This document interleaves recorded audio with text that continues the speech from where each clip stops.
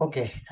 सबसे पहले थोड़ा बहुत समझते हैं कि कॉग्निटिव बायसेस होते क्या हैं और कॉग्निटिव बायसेस को समझना क्यों जरूरी है हमारे लिए। तो कॉग्निटिव बायसेस का मतलब ये है कि कॉग्निशन का मतलब है कि जो हम समझ रहे हैं। कॉग्निशन के बाद आता है रिकॉग्निशन, है ना। तो we recognize what we understand, है ना। सो कॉग्निशन का मतलब क्या हुआ कि जो चीज हम, हाँ ओके, थैंक यू पवन जी। जो चीज हम समझ रहे हैं उसको, कैसे हम किसी चीज को समझते हैं और जिसके चीज को हम समझ रहे हैं वो कितनी सत्यता से हम उसको समझ पा रहे हैं। Right, the truth behind the cognition. So when we say that we are talking about cognition and cognitive biases, basically ये साइकोलॉजी का टॉपिक है, तो आई गेस वेंकट सर इस पे ज्यादा अच्छे से लाइट डाल पाएंगे, but this is only for our information.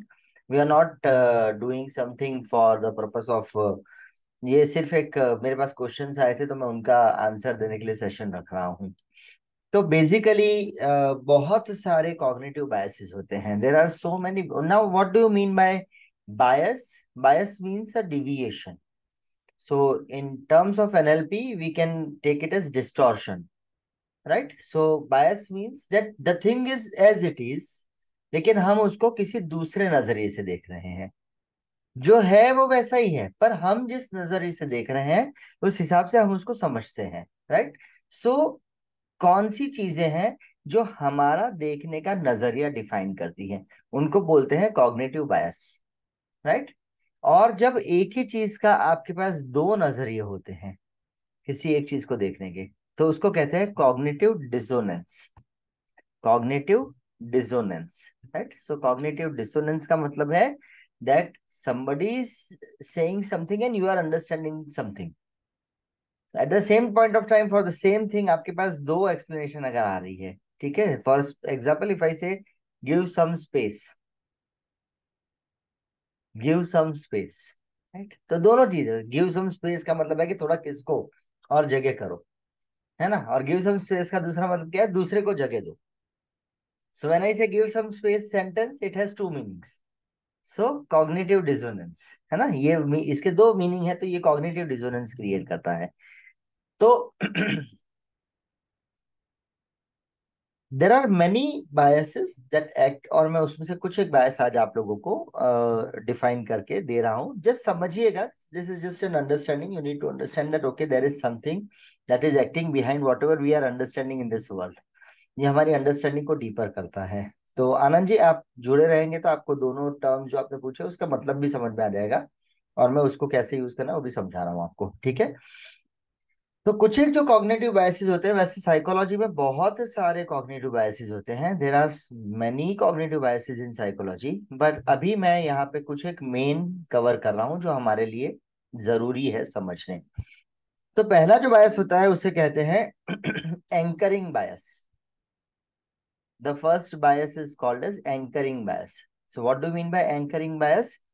किसी चीज के बारे में जो पहली इंफॉर्मेशन आपको मिलती है वो आपका एंकरिंग बायस होता है। फॉर एग्जांपल, आपको, जैसे आपने ये तीन टर्म पढ़े जो मैंने आज बोला आज मैं सेशन में डिस्कस करूंगा, तो मैंने आपको तीन टर्म, अब आपको इन तीन टर्म्स के बारे में कुछ इंफॉर्मेशन थी। You heard about cognitive biases, कभी आपने पढ़े होंगे कहीं पे, कहीं किसी इंस्टाग्राम पोस्ट पे देखे होंगे, कहीं पे सुने होंगे, इसलिए आप उससे कोरिलेट कर पाए। राइट। जैसे मैंने लिखा, दूसरा जो लिखा पॉइंट मैंने वो है एपिजेनेटिक्स। तो आपने कहीं ना कहीं एपिजेनेटिक्स वर्ड सुना है, तो आप उससे कोरिलेट कर पाए। Right. So first things first is it is called as anchoring bias. So the presenting information, तो जो इंफॉर्मेशन आपको पहले दी जाती है आप उस इंफॉर्मेशन से एंकर हो जाते हैं, फिर आप कोशिश करते हैं उस इंफॉर्मेशन को और ज्यादा समझने की। Right. So the first bias is anchoring bias. So you come across a word, जैसे आनंद जी पहली बार एपिजेनेटिक्स या कॉग्निटिव बायस वर्ड अगर सुन रहे हैं, तो आनंद जी को ऐसा समझ में आएगा कि ये तो अच्छी चीज है, इसके बारे में और जानना चाहिए। सो और कहीं कोई अगर इसके बारे में डिस्कस कर रहा होगा और कोई यूट्यूब वीडियो चल रहा होगा तो आप उसको तुरंत देखने लग जाओगे। राइट।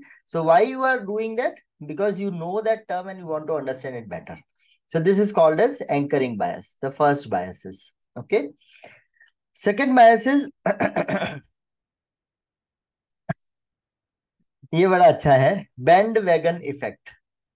बैंड वैगन इफेक्ट, दूसरा जो कॉग्निटिव बायस होता है उसको बोलते हैं bandwagon effect. So bandwagon effect is following the tribe, क्योंकि सब बोल रहे हैं इसीलिए सच ही होगा, राइट, बिकॉज एवरीबडी सिंग। किसी मीटिंग में, अगर जैसे यहाँ मीटिंग है और यहाँ पे 10 लोग बैठे हैं, 8 लोग बैठे हैं, अगर आठों लोग किसी बात को बोलते हैं हाँ सही है सही है सही है सही है, तो जिसके दिमाग में डाउट भी हो रहा होगा वो बोलेगा कि नहीं ये सही है।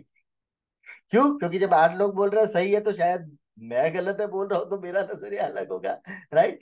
सो बैंड वैगन इफेक्ट मतलब going with the band wagon, तो सबके साथ सुर में सुर मिला करके, मिले सुर मेरा तुम्हारा, जो सब बोल रहे हैं वो हम भी बोल रहे हैं। मोदी जी अच्छे हैं, मोदी जी अच्छे हैं, मोदी जी अच्छे हैं, सब बोल रहे हैं, इतने सारे लोग बोल रहे हैं तो अच्छे ही होंगे, इसलिए सब बोल रहे हैं, तो मैं भी बोलता हूँ कि मोदी जी अच्छे हैं, right? So I don't have my decision making power to decide whether this belief that I'm having is right or wrong, but because everybody is following this belief, it ought to be true, right? So जो भी मैं मान रहा हूँ वो सब मान रहे हैं इसलिए वो सही होगा, इसलिए सब मान रहे हैं। तो ये दिन है तो दिन है, रात है तो रात है, सब मान रहे हैं इसलिए मैं भी मान रहा हूँ, राइट। सो बैंड वैगन इफेक्ट आता है इसमें। तीसरा बायस आता है अवेलेबिलिटी ह्यूरिस्टिक्स बायस। अवेलेबिलिटी ह्यूरिस्टिक्स बायस, मैं इसको टाइप भी कर देता हूं आपके लिए। अवेलेबिलिटी ह्यूरिस्टिक्स बायस, ठीक है। सो अवेलेबिलिटी ह्यूरिस्टिक्स बायस, तो अवेलेबिलिटी ह्यूरिस्टिक्स बायस का क्या हुआ? किसको गया? सिर्फ पवन जी को गया? ओ, गड़बड़ हो गई, ठीक है। Sorry again.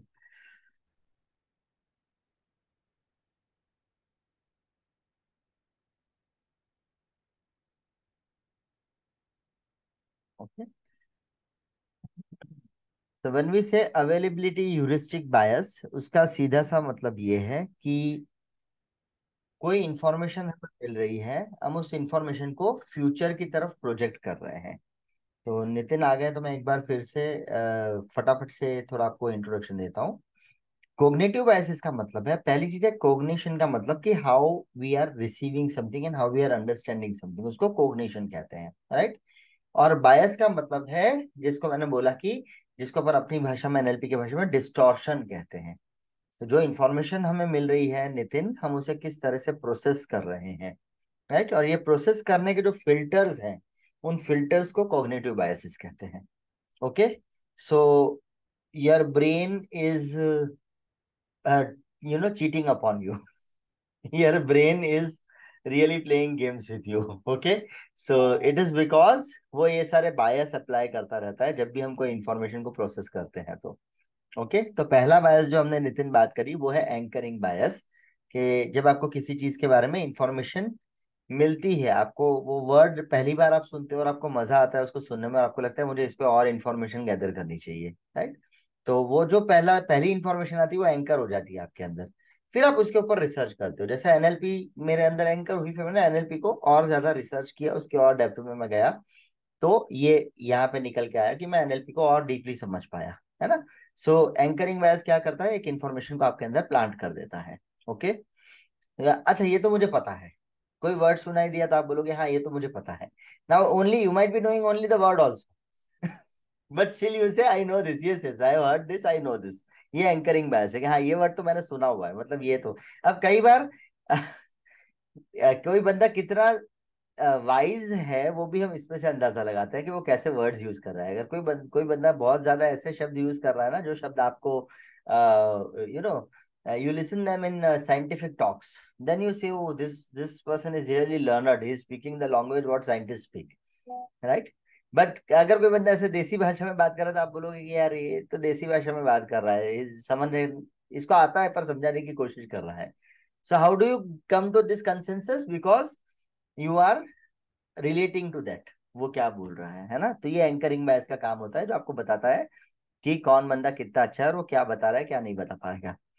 सेकंड बायस जो मैंने लिखा है वो है बैंड वैगन इफेक्ट। तो बैंड वैगन इफेक्ट का मतलब है believing something that others believe. Believing something that others believe, we are believing it because so many people are believing it. अगर एक मीटिंग में 20 लोग बैठे हैं, अगर 18 लोग बोलते हैं कि ये सही है, तो बहुत स्ट्रॉन्ग कन्विक्शन चाहिए 19वें को बोलने के लिए कि ये गलत है, क्योंकि वो बोलेगा 18 लोगों को सही लग रहा है तो फिर ये सही ही होगा। राइट, सो ये जो बायस होता है उसको बोलते हैं बैंड वैगन इफेक्ट। तीसरा बायस है अवेलेबिलिटी यूरिस्टिक्स बायस। इसका मतलब है अवेलेबिलिटी यूरिस्टिक्स बायस, बायस ने कहाँ काम किया? कोरोना के टाइम पे। कोरोना के टाइम पे जितना लोगों को कोरोना के बारे में ज्यादा पता चला, उतना लोगों को कोरोना का ज्यादा इफेक्ट हुआ। गाँव में कोरोना का इफेक्ट नहीं हुआ, क्यों? क्योंकि गांव के लोगों को पता नहीं है कि कोरोना क्या कर रहा है या कोरोना से क्या होता है। They are not involve. So उनको कोई असर नहीं हुआ, उनको कोई खांसी नहीं आई, उनको कोई वो black virus, white virus, grey virus, green virus कुछ नहीं हुआ उनको, है ना। उनको तो ये भी नहीं हुआ कि हम साथ में बैठे हैं, ग्रुप में बैठे हैं, खाना खा रहे हैं। गाँव में कोई कोई ऐसा स्ट्रिक्टली कोई ये फॉलो नहीं हुआ, आपके जो गाइडलाइंस फॉलो होती है। क्यों? क्योंकि गाँव वालों को पता ही नहीं था कि कोरोना होता क्या और उससे होना क्या। उनको लगा कि भाई कोई बीमारी है, पता नहीं क्या बीमारी होगी, मोदी जी पगला गए हैं, कुछ बुखार उखार वाली बीमारी है, पूरा इंडिया लॉकडाउन कर दिया। तो उनको ये समझ में ही नहीं आया। और जिसको जितनी नॉलेज थी, इसीलिए अगर आपने पढ़ा हो उस समय में, if you have gone through news, an estimate said कि सबसे ज्यादा कोरोना उन लोगों को हुआ जिनकी सैलरी 50,000 से 1 लाख के बीच में थी। That means corona affected those people who can afford corona. It did not happen to those people who cannot afford corona, right? So road की साइड पे काम करने वाला मजदूर फिर भी काम कर रहा था बिना मास्क लगाए, वो काम कर रहा था, उसका बच्चा वही मिट्टी में खेल रहा है, वो वही दौड़ रहा है, वही कुछ कर रहा है, उसको कोरोना नहीं हुआ। राइट, पर अच्छे हाई फाई ऑफिस में ऐसे शर्ट वर्ट पहन के कार में जाने वाले आदमी को कोरोना हो सकता है। कार में भी सैनिटाइजर रख दिया, रूम में सैनिटाइजर रख दिया, घर में सैनिटाइजर रख दिया, हर जगह सैनिटाइजर रख दिया। What I mean to say, this is known as availability heuristics bias. जब आपको कोई इंफॉर्मेशन मिलती है, आप उसको ओवर एस्टिमेट कर लेते हो इंफॉर्मेशन को। Right, so overestimating of any information that gives you this bias which is called as availability heuristic bias. I don't know Venkat sir, if there is any correction please tell me, because I am just trying to summarize some things. Okay, फिर है choice supportive bias. Choice supportive bias, next bias होता है choice supportive बायस। अगर आप लोग बैठ के अभी सोचोगे ना, आपको पता चलेगा कि आप इन बायसेस को कितनी स्ट्रांगली यूज कर रहे हो, कि आप जस्टिफाई करते हो कि the choice which I have made is the best. You are not able to consider anything else other than what you have chosen, right? So you keep on justifying, तुम अपना अपना पूरा प्रूव करना चाहते हो कि मैंने जो चॉइस किया है वो बिल्कुल सही है, मैंने सोच समझ के चॉइस की है। इसको बोलते हैं चॉइस सपोर्टिव बायस। ओके, कि भाई मैंने सिलेक्शन किया है तो सही ही होना चाहिए, आप उसको चैलेंज नहीं कर सकते। कई लोगों ने, आपने मोदी भक्त को देखा होगा, मोदी भक्त के सामने अगर कुछ भी बोलना शुरू कर दो, वो तुरंत कांग्रेस कांग्रेस के अगेंस्ट में बोलना शुरू कर देगा, या ये बोलना शुरू कर देगा कि मोदी क्यों महान है। वो सुन ही नहीं सकता कि कोई मोदी के अगेंस्ट में कुछ बोल रहा है। राइट, चॉइस सपोर्टिव बायस। राइट, तो ये भी चॉइस सपोर्टिव बायस होता है। Okay, the next bias is confirmation bias, जो हमारे अंदर बहुत फूट फूट के काम करता है। ठीक है, सो एनीथिंग, कोई भी चीज जो आपके अंदर अभी इंफॉर्मेशन है, अगर उसको कंफर्म कर रही है, अगर उस इंफॉर्मेशन को आपको सपोर्ट कर रही है, अगर उस इंफॉर्मेशन को हाँ की तरफ ले जा रही है, तो आप उसको बिलीव करने लगते हो। अगर मैं मानता हूँ भगवान है, तो मैं जो कुछ भी भगवान के बारे में बोलूंगा या भगवान के विषय में बोलूंगा, उससे आप एग्री करोगे। क्यों? क्योंकि मैं मानता हूँ भगवान है और आप मानते हो भगवान है। राइट, सो कंफर्मेशन बायस होता है यहाँ पे। तो हर वो चीज जो आपको पता है, आप उससे एग्री करने के लिए तैयार हो, आप उसको टेस्ट नहीं करते। ऐसे ही बिलीव्स बनते हैं, याद रखिएगा। This is how beliefs are made in the in and they are carried away from generation to generation. Okay, उसकी बात अपन अभी एपिजेनेटिक्स में करेंगे। Okay, the next point is very good bias, ostrich bias. ठीक है, ऑस्ट्रिच बायस, ये ostrich बायस सबसे बढ़िया बायस है जो सारे पॉजिटिव थिंकर्स में देखने को मिलता है। They don't want to think negative, they want to be only positive. अगर आप किसी एक बंदे को, पॉजिटिव बायस वाले को बिठा करके, ऑस्ट्रिच बायस वाले को बिठा करके उस पॉइंट का नेगेटिविटीज बताने जाओगे, तो वो वहां से भाग जाएगा। वो चला जाएगा। क्यों? क्योंकि उसको सुनना ही नहीं है। नहीं, मुझे सुनना ही नहीं है, मैं सुनूंगा तो बुरा होगा ना, मैं सुनू ही नहीं तो ज्यादा अच्छा है। Right. So he will avoid confrontation to the other side of the thing. This is called as ostrich bias. Okay, this is called as ostrich bias. So ostrich bias says is ignoring negative information regarding anything. बात भी सही है। If I have negative information, it will act on me. If I don't have negative information, it will not act on me. So you keep away from. But you, this is required because you need to prepare for the worst also. Right? You prepare for the best and you be prepared for the worst also. अगर कभी result नहीं आता है तो नहीं आता है, ठीक है, इट्स ओके। वो एक्सेप्टेंस भी आपके अंदर होनी चाहिए कि मुझसे कुछ गलती हुई है या कहीं ना कहीं I need to recheck the things. So ये ऑस्ट्रिच बायस क्या बोलता है? मैं अपनी तरफ से बिल्कुल सही था, जो भी गलती हुई है वो सामने की तरफ हुई है। राइट। सो या मेरा लक नहीं था, मेरा नसीब नहीं था, मेरा ये नहीं था, मेरा वो नहीं था। तो यहाँ पे एक नेगेटिविटी से भागने की इच्छा होती है, उसको कहते हैं ostrich bias. Next important bias is outcome bias. Outcome bias, we start judging the things on the base of outcome that we have got. Are you with me? जो मैं हमेशा आपको 21 days में मैंने आपको बताया था और मैं हमेशा रिपीट करता हूँ, any decision that you have taken in past, you have taken it depending on the situations at that point of time, right? We always say this. And you make the best decision available to you. ये हमारा NLP का presupposition है. You always make the best choice available to you, right? तो लेकिन outcome बायस क्या करता है? Result नहीं मिला मतलब जो भी कुछ हुआ वो मैं पहले से ही गलत था, मुझे पहले से ही लग रहा था कि कुछ गलत है। I was getting an intuition that is not going to work. So you generalize everything and you tell that it was not right from the starting only. So this takes away your flexibility to see back that if this outcome you have achieved, there has to be something that was manipulated. कुछ ना कोई चीज वहां पे है जो गलत तरीके से हुई है, उसको समझना, ये क्षमता, ये बायस खत्म कर देता है। क्योंकि आप सीधा रिजल्ट आया और आपने बच्चे को बोल दिया, रजा भाई इसको नॉर्मली यूज करते हैं कि रिजल्ट आया और बच्चे को बोल दिया कि तू तो गधा है, तेरे से तो मैं कुछ भी एक्सपेक्ट नहीं कर सकता, तेरे से तो जब भी एक्सपेक्ट करता हूँ तो ये रिजल्ट लाता है। बस खत्म हो गया, आपने जनरलाइज कर दिया उसको। And you are just looking at the result. वो बच्चे ने कितनी मेहनत करी वो आप पूरा नलीफाई कर देते हो। तो बच्चा क्या बोलता है, जब इतनी मेहनत करके अगर रिजल्ट आने में यही सुनना है तो फिर मेहनत ही क्यों करूं, उसके अच्छा मैं मेहनत ही ना करूं।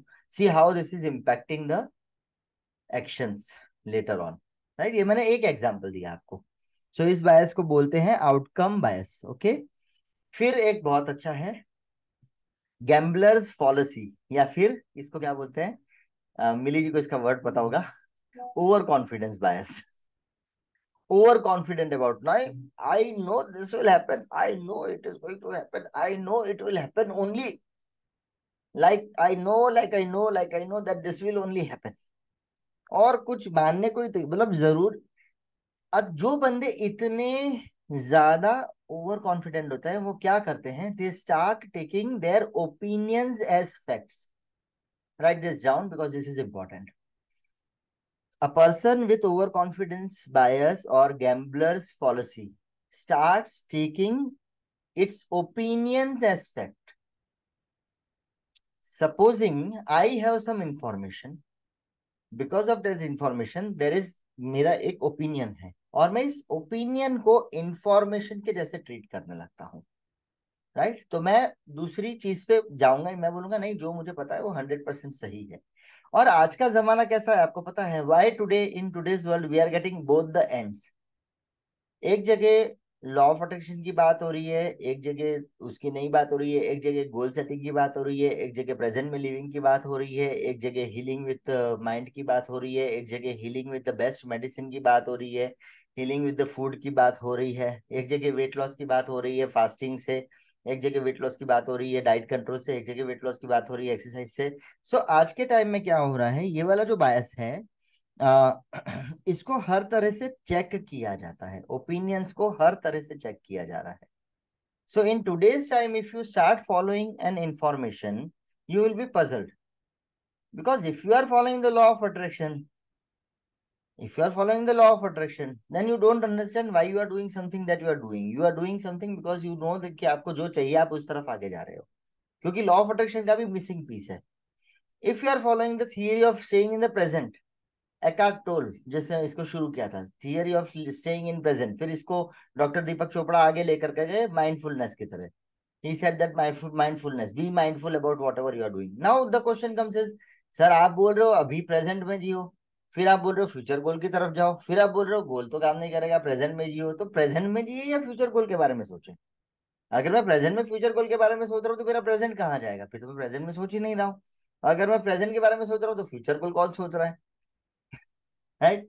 ये भी अपन समझेंगे आज के लेक्चर के एंड तक, ठीक है। सो ये जो बायस है ये ओवर कॉन्फिडेंस बायस होता है, जो ओपिनियंस को फैक्ट्स में कन्वर्ट कर देता है। ओके, इसके बाद का बायस है placebo bias.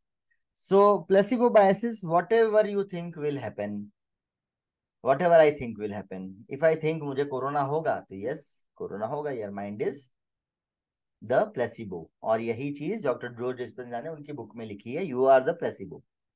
If you say, see, God has given the whole pharmacy in your blood। Doctor Hahnemann की बुक है ना, ये गॉड्स ओन फार्मेसी। पूरी फार्मेसी आपको शरीर में दी हुई है, but if you start believing that a drug will heal me, then that drug will only heal you. Are you with me? That is why I always say, जैसे मैं हमेशा भूमि को भी बोलता हूँ कि तुम जिसमें बिलीव करोगे वो तुमको रिजल्ट देने लगेगा। If you believe diet is going to help me out, diet will help you out. If you believe exercise is going to keep me fit, exercise will keep. Gabriel method करके एक method है weight loss की, जिसमें ना diet आती है ना exercise आती है, मेडिटेशन से हील करते हैं।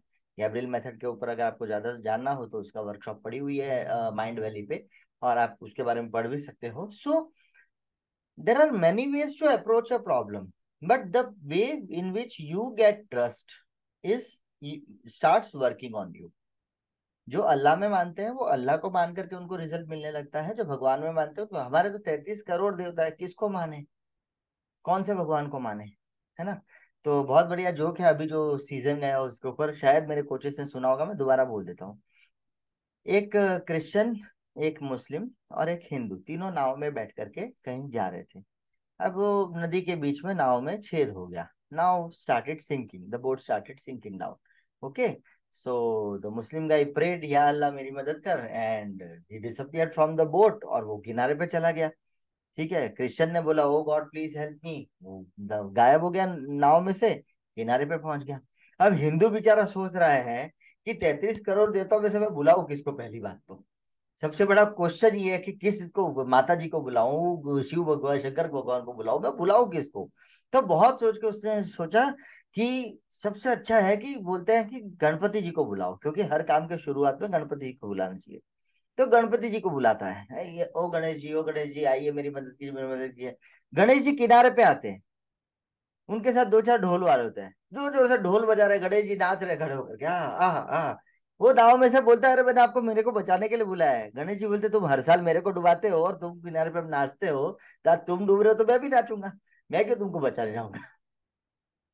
What I mean to say, whatever you believe will happen. Okay? So if you believe in anything, अगर आप पत्थर में रखते हो विश्वास तो पत्थर रिजल्ट देने लगता है। अगर आप खुद में विश्वास रखोगे तो ये प्लेसिबो इफेक्ट आपका है। You are the placebo for everything in that is going in your life. So please understand, placebo effect will work on the information you believe is going to work for you. That is known as the placebo effect. Whatever you believe is right for you. Next जो होता है वो है survivorship bias. Survivorship bias ये कहाँ पे काम करता है ये सुन लेना, बहुत बढ़िया सी चीज है। हम लोग ऑटोबायोग्राफीज देखते हैं, we see so many autobiographies, right. We see so many life of these people. We see so many videos. 5 things millionaires do to earn the money they have. 5 things Jeff Bezos does in his life to become successful. 5 things Steve Jobs followed to become successful. So जो life में कुछ जिन्होंने हासिल कर लिया, हम उनको modelling करने की कोशिश करते हैं, राइट। हम उनके टिप्स को उठाने की कोशिश करते हैं, स्ट्रेटेजीज को समझने की कोशिश करते हैं। तो ये क्या चीजें हैं? ये रेफरेंसेस है जो प्रूव करते हैं कि this has help somebody survive from the situation. Listen to me very carefully, this has help somebody survive from a situation. ये वो चीजें हैं जिसने लोगों को उनकी मुश्किल समय में से बाहर निकाला है। राइट। तो उन चीजों में जब आप बिलीव करते हो, जो आप मानते हो कि मेरी मदद इसीलिए करेंगे क्योंकि इसने बड़े बड़े लोगों की मदद की है, तो ये बायस होता है survivorship bias. Am I effectively explaining you the biases? Are you feeling doubt anywhere? Then ask me. I'm trying to explain you with right and minimum examples so that you just understand these biases and you start looking where which bias is working in your beliefs. Okay, so you can clear your biases also. कोई उसमें दिक्कत नहीं है, वो मैं समझाता हूँ कैसे करना है। Second last bias is selective perception. Selective perception, इसके लिए एनएलपी में एक टर्म है, अगर आप लोगों को ध्यान आ गया हो तो बहुत अच्छी बात है, नहीं ध्यान आया हो तो फिर सिलेक्टिव परसेप्शन। सिलेक्टिव परसेप्शन का मतलब है एनएलपी की भाषा में frame of reference. Frame of reference, right. किस रेफरेंस में आप किसी इंफॉर्मेशन को देख रहे हो, right, that is known as selective perception bias. So आप किस रेफरेंस में किसी इंफॉर्मेशन को देख रहे हो वो सिलेक्टिव परसेप्शन बायस में आता है। Okay, so you can change the perception of a thing if you change the frame of the thing. We call it as reframing in NLP, right? So when we reframe the things, we are giving different meaning to the same change, same situation or the same action when we reframe it. Okay, so this is a bias which tells you that if a plus b plus c is equal to this, then this is equal to a plus b plus c, right. तो उससे already आपको a plus B plus C is equal to Z, तो z is equal to a plus B plus C, as simple as that. ये आपका होता है, इसको बोलते हैं अपना सिलेक्टिव परसेप्शन बायस। अगर 2+2 4 आपने पढ़ा है तो 2+2 4 ही होगा आपके लिए। अगर किसी बच्चे ने 2+2 5 पढ़ा है तो आप उसको जितना भी मार मार के बोलो 2+2 5 ही बोलेगा, वो 4 बोलेगा ही। क्यों? क्योंकि उसकी frame of reference selective perception develop हो गया है, राइट। आप लोगों के लिए आशीष सर का एक सिलेक्टिव परसेप्शन है कि ये जब भी कुछ लेकर के आता है, कुछ इंफॉर्मेटिवली लाता है, ऐसे बोलता है कि वो चीज हमारे लिए वैल्यू एडिड होती है, इसलिए आप जुड़ते हो हर बार। सिलेक्टिव परसेप्शन है ना। वहां पे कुछ लोग ऐसे भी होंगे जो बोलेंगे यार फाल सर हर बार वही बात रिपीट करते हैं, क्या जाने का, छोड़ो नहीं जाने का। Right, selective perception, right. So this is a selective perception bias. Next bias होता है जो सबसे ज्यादा जरूरी बायस है, उसे कहते हैं blind spot bias. Now this is the most important bias. If Ashish sir says that I don't believe in any bias and no bias affects me. So already a bias is working on me, which is saying that I don't have any bias. Although I am using the bias, but I say that no bias can affect me and I am not affected by any bias. मतलब मैं किसी भी differentiation से affect नहीं होता, तो ये एक भी bias है, तो इसको बोलते हैं blind spot bias. You know what is blind spot ना? आपकी आंख में भी एक ब्लाइंड स्पॉट होता है जहां पे आपको जिस जगह पे कुछ नहीं दिखता आपको, ऐसी ब्लाइंड स्पॉट की एक विजन आपका होता है, विजन में एक ब्लाइंड स्पॉट होता है। तो ब्लाइंड स्पॉट वो है जिसके पीछे आप खुद छुप जाते हो। अमावस्या, राइट। अमावस्या, चांद खुद ही छुप गया, तो आपको दिखता नहीं, तो आप बोलते हो चांद नहीं है आज, राइट। सो चांद तो है पर चांद नहीं है आप बोलते हो क्योंकि आपको दिख नहीं रहा है, right. So these are the 12 most used biases which we come across when we are talking about cognitive dissonance. When we are talking about cognitive dissonance, तो cognitive dissonance का मतलब है having two different opinions about the same thing। और जब तक आप दो different opinion रखते हो एक ही चीज के बारे में, इसका मतलब आपके अंदर क्या आया, एनएलपी वाले क्या बोलेंगे इसको, क्या आया आपके अंदर, कॉन्फ्लिक्ट। कॉन्फ्लिक्ट आया आपके अंदर। और जब आपके अंदर कॉन्फ्लिक्ट है तो आपको क्या करना पड़ेगा, क्या करना पड़ेगा, चॉइस। और अब आप ये जो चॉइस करते हो, तो ये चॉइस आप किस आधार पे कर रहे हो उसे कहते हैं bias. Are we right? Did I connect it? Cognitive dissonance means having two opinions for the same thing. When you have two opinions for the same thing, you have to make a choice what you have to believe. और जब आप जिस चीज की choice कर रहे हो तो वो चॉइस करने के लिए आप कौन सा फिल्टर यूज कर रहे हो उसको कहते हैं बायसेस। और इनको कहते हैं कोग्निटिव, मतलब understanding, understanding what you are looking और व्हाट यू आर प्रोसेसिंग। तो पहला पॉइंट आधे घंटे में पूरा हुआ, इसलिए अब मैं दूसरे पॉइंट को थोड़ा सा गाड़ी दौड़ाऊंगा, ठीक है। So sorry about that. Now we move to second point that was very important to understand.